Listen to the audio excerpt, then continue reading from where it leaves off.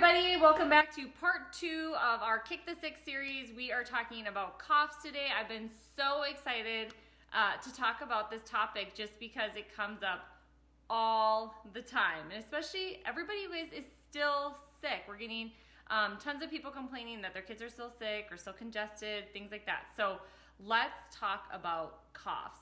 Super common, we see it all the time. Hey Erica. What I want to do today, you guys, give you some information about what's common, what's normal, and when you should really be concerned, because honestly, if it's middle of the night and you are tired and exhausted, sometimes it's Dr. Mom, right? And we're trying to make the best decisions possible, and sometimes our minds aren't really quite all there. I know mine isn't sometimes at 2 o'clock in the morning. So we want you guys to feel empowered with making the best decision for you and your family, and go through like, is it a healthy response? Is it not a healthy response?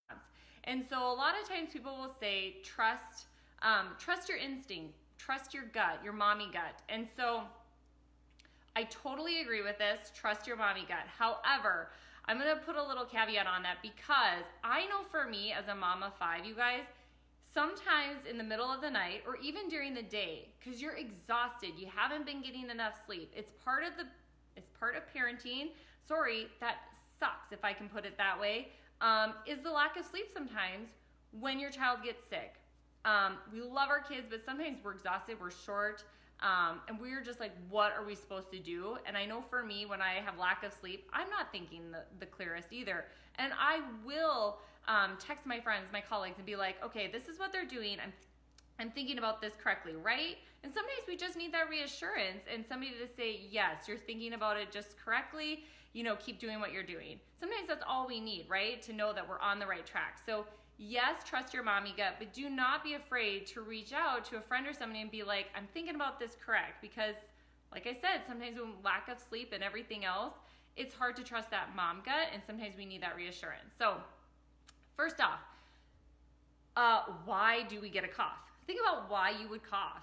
A lot of times the reason why we're coughing is because our body is trying to get rid of something. Sometimes it can be perfectly normal, right, to cough. It can be a healthy response to an irritant. So in the spring, a lot of times, or summer, it's grass. I know for our family, a lot of times when everybody's mowing the yard and whatnot, grass. In the spring, a lot of times it can be pollen. In the fall, you've got different molds in different seasons. Harvest time was a big one for us, especially growing up. I grew up on a farm, so lots and lots of coughing. But it is a way of your body getting your body to get rid of that irritant. That is a healthy response. Sometimes we'll see coughing as an immune response to too much drainage. So sometimes, drainage from the top, and it's like getting all the way down into those lungs and whatnot. So it tries to settle in the lungs, but your body, by coughing, tries to get that back up. It's trying to get rid of the gunk, and it's doing exactly what it's supposed to do. So that is actually a healthy response, right? It's not like they're sick. Their body's doing exactly what it needs to do. So I wanted to go through the difference, you guys, between a wet cough and a dry cough. And yes, I've got my notes in front of me so I can stay somewhat on task. Wet cough. Why would somebody get a wet cough? If you have a wet cough, a lot of times it means that the mucus is getting thicker, and that can be an indication of dehydration.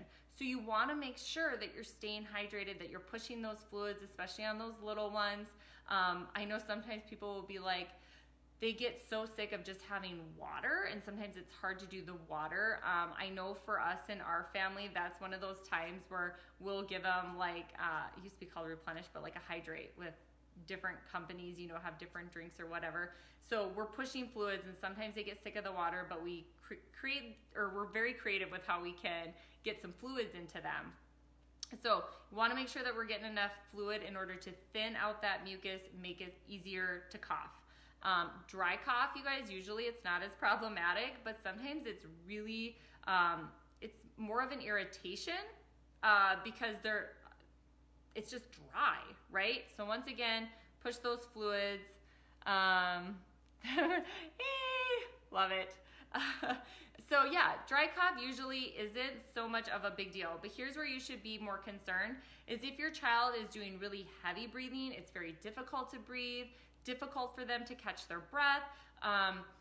If they're not doing so much expansion, if their chest isn't doing so much expansion, but it's actually doing more retraction, so it's kind of like sinking in, those are all signs that maybe you want to go in, take them in, and make sure everything is okay. When in doubt, you guys, if you're like super scared and you have, I don't want you to make decisions out of fear, but if you have all the information and you still have some fear, there's nothing wrong with going in and making sure it's okay.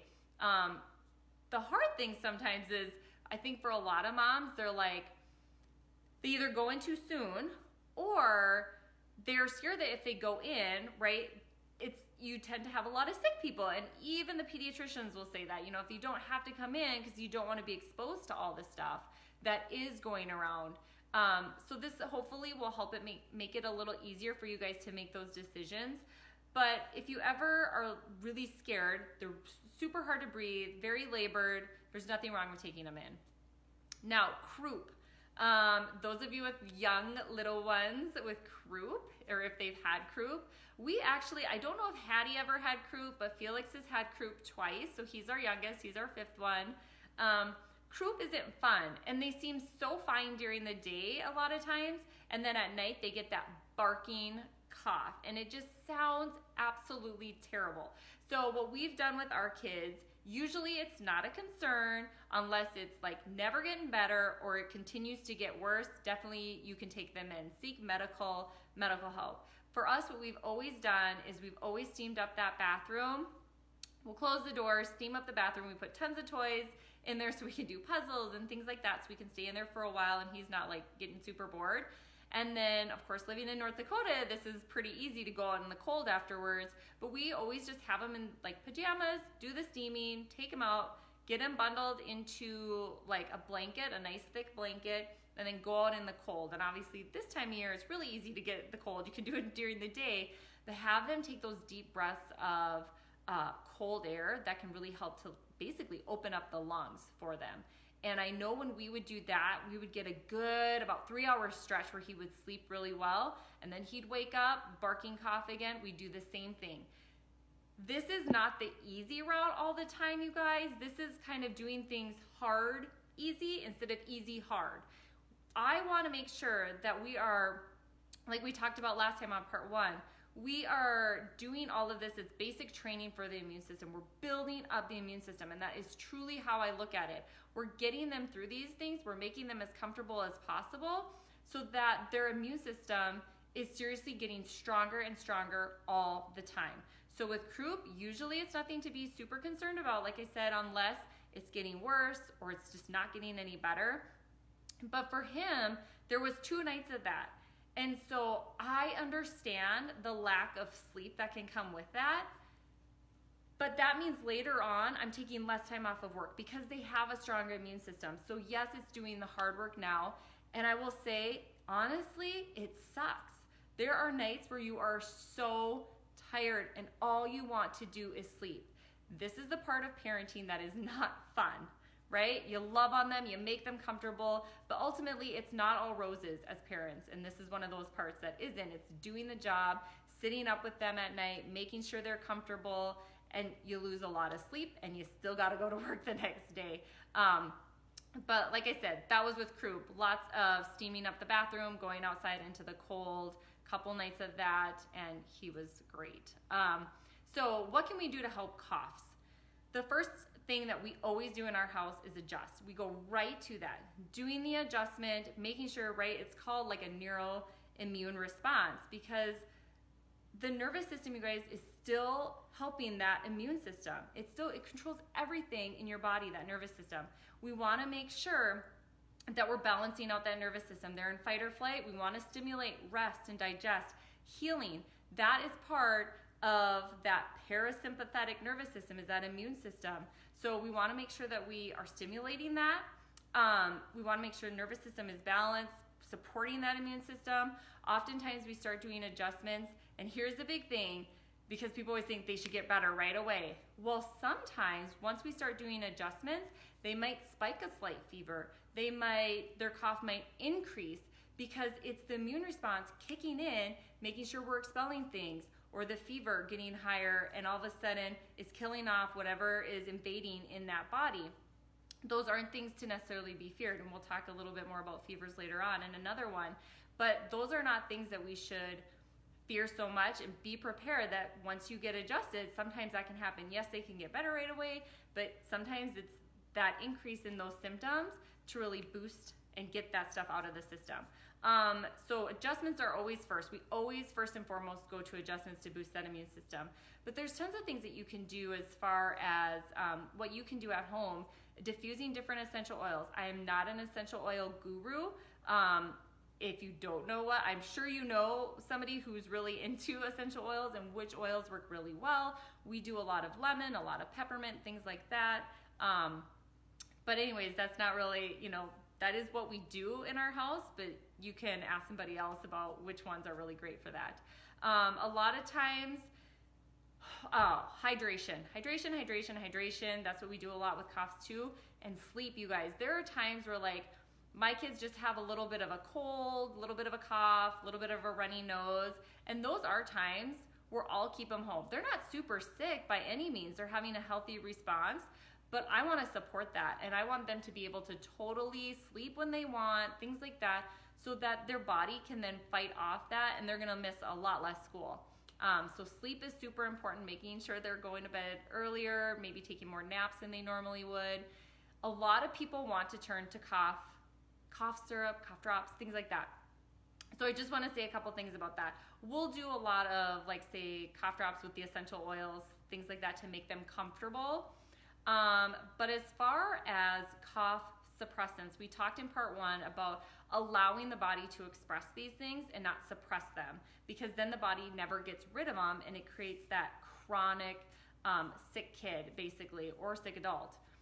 So what a cough suppressant does, says it in its name, it's going to suppress that. But what it often does is it makes that mucus and everything else heavier. So it actually gets it deeper into the system. That's exactly what we don't want. Yes, a symptom will go away. The coughing can go away. The coughing can get better. But there is a reason why they're coughing. And if we don't allow that cough to get for the body to get rid of whatever it's trying to fight, and we're constantly suppressing it, you guys, it pushes it deeper into the system.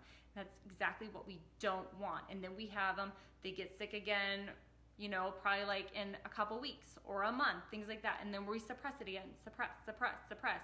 For me, I'm really looking at getting their body to express it, get rid of it, so it's not this chronic issue that keeps coming back all the time. So hope you guys found it interesting. Give us some likes, some comments, share if you know moms who are struggling with a child who always has a cough or doesn't really know when to do what. Make sure that you share the video. And I think we're going to be talking about sore throats next time. So stay tuned for part 3, and hope you guys all enjoyed part 2 on coughs. See ya.